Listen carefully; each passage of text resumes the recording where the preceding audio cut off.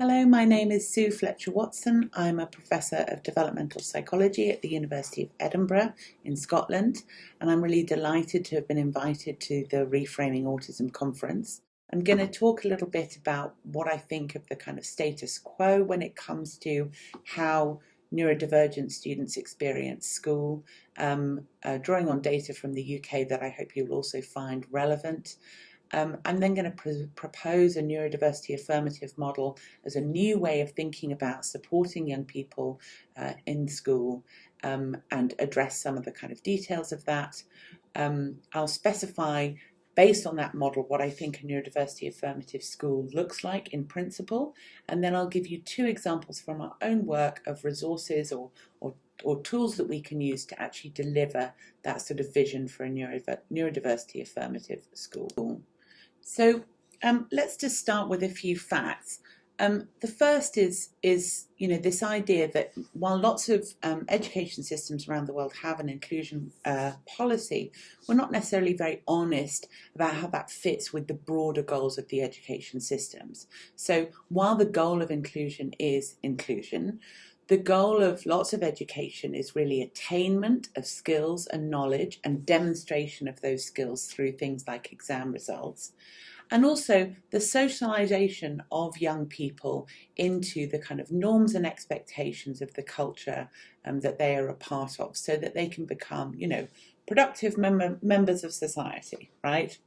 Now, I don't think attainment and socialization are necessarily bad goals, provided that they can be effectively combined with the goal of inclusion. In other words, they need to be sufficiently broad and flexible and open that we can encompass many, many different ways of attaining skills and knowledge and of becoming a kind of a member of society who behaves in an appropriate way for that society, without that being a kind of restrictive set of very narrow norms. But we also know that we are not failing in our inclusion goals, and one reason for that might be because I think we're not sufficiently honest about the separate goal of inclusion as distinct from other goals of the education system. So there's a wealth of evidence that I'm not going to cite exhaustively that shows that neurodivergent young people specifically are not included at school, either socially or academically, and very often are not physically present in the classroom either. This kind of exclusion is compounded by intersectional inequalities because we know that dependent on your social class or your ethnicity or your gender, sometimes there is unequal access to diagnosis. And in a worst case scenario, exclusion from school or school experiences early on in life can become the beginning of what's known as the school to prison pipeline, so ending in some pretty negative outcomes for young people. Many efforts to deliver inclusion are gated by access to diagnosis, which, as I've said, is not equally distributed around the population. But what this means is that even when a diagnosis is available, often the inclusion package that's offered is really centred on that diagnostic label. So autistic children get the autism package rather than it being centred on the individual child. In addition, I think because diagnosis carries with it the baggage of the kind of medical system and associations with disease, for example, whether we use that language or not, that's sort of inherent in the word diagnosis, and that can lead to a system of post-diagnostic support that really has normative intent. Let's try and make you a bit more like everyone else. Just for the topic of exclusion, I wanted to briefly present some data from a research project carried out by our partners in the Salvesen Mindroom Centre.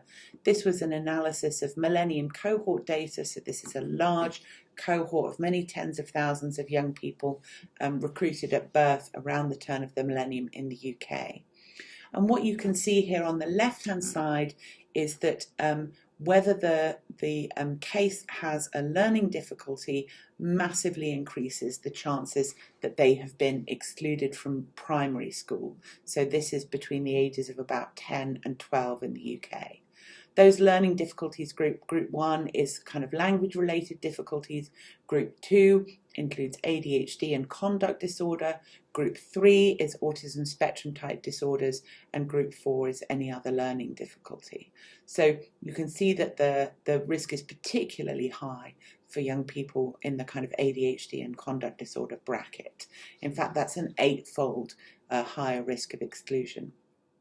You can also see variability according to ethnicity and gender, and the right-hand column concerns whether the person has a history of truancy from school. So if you think about being, for example, a Black Caribbean boy with ADHD in the UK school system, it seems almost inevitable that you're going to be excluded at some point. And I can only imagine that that massively increases if you don't even have the diagnosis that would allow the adults around you to understand your behaviour. So let's think now a little bit more about that concept of diagnostic gatekeeping and sort of normative intent. Think about a fictional young person, Scarlett. She's clearly bright, but she's very fidgety. She's having trouble concentrating in class. Maybe she's calling out answers when the teacher asks a question, and that's disruptive for the class as a whole. So what happens very often at the moment in the UK, and I think around the world, is that Scarlett might be identified as having some difficulties at school and is referred for a diagnosis. So she goes to the Child and Adolescent Mental Health Services waiting list. She sits on that waiting list for 18 months before being assessed for ADHD. And I should note that I heard the other day about a region of Scotland where the waiting list for ADHD assessment is currently 4 years. So 18 months is optimistic. She's assessed, but she doesn't get a diagnosis because she's a girl, and we still don't think that girls have ADHD. So she waits another 12 months to get a second opinion, which does result in a diagnosis. And at that point, she's offered some medication to help her with her concentration, and she gets a reward chart at school to motivate her to sit still. And that whole process takes 3 years. But think about the alternative possibility, right? What if the teacher felt more empowered to identify Scarlett's needs and offer support there and then within the classroom? A fidget toy, a wobble cushion, the option of movement breaks during or between lessons. And what if, in addition, Scarlett went through that waiting list process, because I still think that there is value in diagnosis, but at the end of that process, instead of focusing on the characteristics of ADHD that were useful in making the diagnosis, there was a kind of conscious pivot away from a normative goal to a focus on thriving. So that might include, in Scarlett's case, still being offered those medications, but perhaps not so much the reward chart for sitting still, which has a very normative intent. Okay, so I think another part of this, pushing back against this kind of diagnosis-centered system that we have in schools, is just to take a moment to analyse whether we think actually our diagnostic categories are even valid. So we can group people according to a clinical set of features which lead to diagnoses like autism and ADHD and so on and so forth. We can also, in research studies, group children according to their cognitive profile, neurological features, particular genetic features, and each of those groupings has a certain amount of validity in and of itself. But what's really important is when you look across those layers of analysis, genetic and neurological and cognitive and kind of diagnostic features, we do not see a kind of mapping across those different classification systems. And also, none of those classification systems necessarily predict kind of real-world learning outcomes as well. So there's this kind of argument is based on a whole wealth of research. Again, I'm not going to cite all of it, but if you would like to look at a really great kind of primer or introduction to this, I can recommend this annual research review and the work more generally of the CALM team at the University of Cambridge, who've been doing really excellent work in this field. Okay, so just to kind of recap where we are, I think we've demonstrated that schools tend to have inclusion goals, but the reality is that neurodivergent people are frequently excluded. Diagnoses aren't equally available to everyone, but when you do get a diagnosis, first of all, the pathway to that diagnosis can be long and slow, during which time you're not necessarily getting the support that you need. But also the diagnosis is sort of inherently paired with a normative post-diagnostic outcome. And it looks like, as well as these practical flaws in our diagnostic gated system, the diagnoses themselves don't necessarily have much kind of validity when we analyse across levels. So is there a better way of doing things? Well, neurodiversity offers an alternative model for delivering inclusion in schools. Neurodiversity is the simple fact that we all vary in the way that our brains work. So we take in information, process it, and respond to it in different ways. So that's a fairly simple fact that I think most people wouldn't argue with. But you can quickly build on that to develop a sort of understanding or a paradigm for how we might apply the idea of neurodiversity in a particular context like a school. So 3 tenets of the neurodiversity paradigm are that it is naturally occurring in our population, that no one way of being in the world is inherently better or superior to another, even if some maybe are more common than others. And also that if we want to understand neurodiversity, we need to understand it in the same way that we understand other forms of diversity. In other words, the experience of neurodivergent people is heavily dictated by things like prejudice, stereotypes, stigma, the attitudes and actions of other people. These 3 tenets are laid out particularly clearly by Nick Walker in her book Neuroqueer Heresies, and you can also read a lot of her writing on her website neuroqueer.com, which is highly recommended. I would add a 4th tenet, which is kind of bedded into the other 3, but I think is worth drawing out independently. And that's the idea that when we talk about neurodiversity as emphasizing strengths, I think we should be talking about those strengths at the collective rather than the individual level. So it's about the fact that we all bring a different perspective and an idea of the world to the table, and those differences between us enrich our collective experiences and also lead to strength when it comes to things like, problem solving as a group, for example. So some of you might want to talk about the idea of neurodiversity with children and young people, and I just wanted to take a moment to share this tree-based metaphor that we've used previously that we think is a really nice way to think about neurodiversity. So what we've got here on the slide is 3 apple trees. You could think of them as the kind of equivalent of neurotypical in this metaphor because they're in the majority. And we also have a palm tree, a willow tree, and a cherry tree. So we can see those 4 elements of the neurodiversity paradigm laid out in these trees. First, it's really clear that the variation between the trees is naturally occurring. You would never suggest that a willow tree is a kind of aberrant or dysfunctional form of an apple tree. It's just different. We can see that all of those trees have equal value, and crucially, whether or not they're thriving is going to depend on whether they're in the correct environment for their needs. So the palm tree wants nice dry soil and sunny weather. The willow tree wants to be planted in nice kind of wet soil next to some water.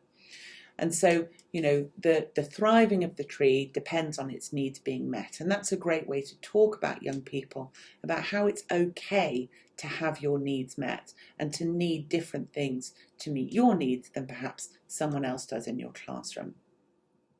We can also see our majority status here, the apple trees, and our minority or divergent status. So the cherry and the willow and the palm are all kind of divergent within this little woodland that I've created on the slide.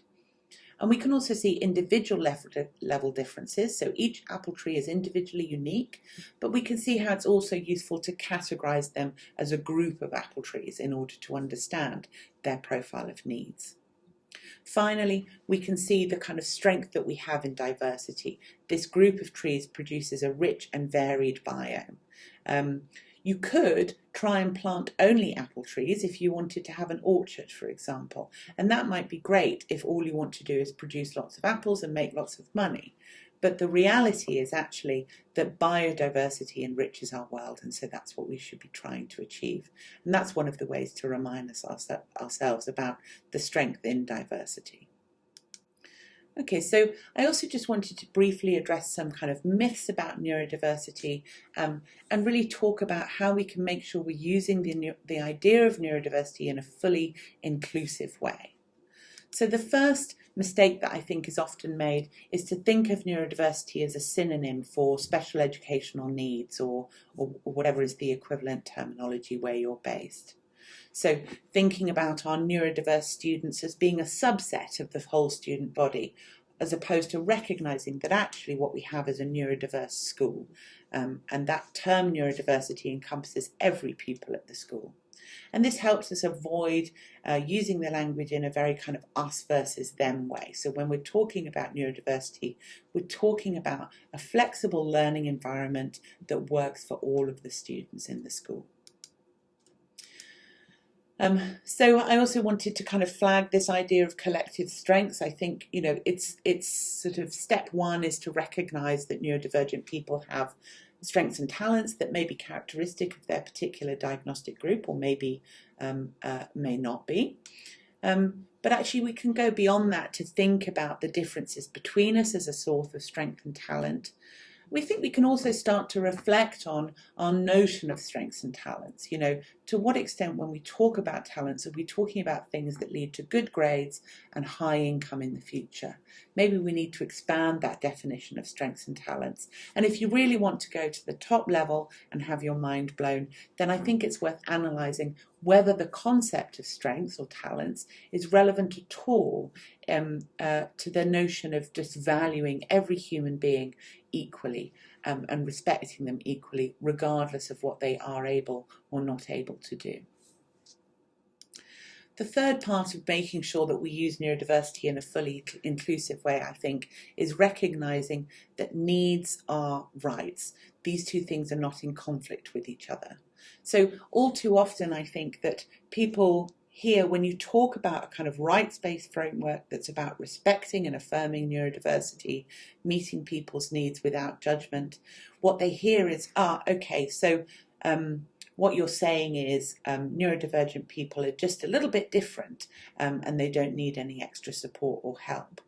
But actually, what I'm saying is that people might have needs that are not being met in the classroom, and they may need to request particular kinds of support to meet those needs, and that doesn't mean that they have any less value. They have a right to have their needs met, as all of us do, and the fact that their needs are not being met because their needs are not commonplace, for example, is not a cause for judgment or pity or restriction of access to support. Okay. Let's reflect on where we've got to then. So we've outlined how I think maybe there's some things wrong with the status quo, and that neurodiversity might provide us a way of having a new framework for delivering inclusion in schools. So I'm just going to talk a little bit about what that looks like more specifically. So aligned with the 4 tenets of the neurodiversity paradigm, I think there are 4 elements of a neurodiversity affirmative classroom. So because neurodiversity is naturally occurring, our classrooms should expect heterogeneity, that understanding that pupils in the class will all have a unique way of viewing the world and a unique profile of needs to be built into our education system through things like universal design principles. We're rejecting normalization because no one way of being is better than another. Because neurodiversity operates like other dimensions of equality and diversity, we need to be making a commitment to push back against stigma and stereotypes and prejudice beliefs. And we need to respect and make use of pupil expertise in order to capture the strength that comes from diversity.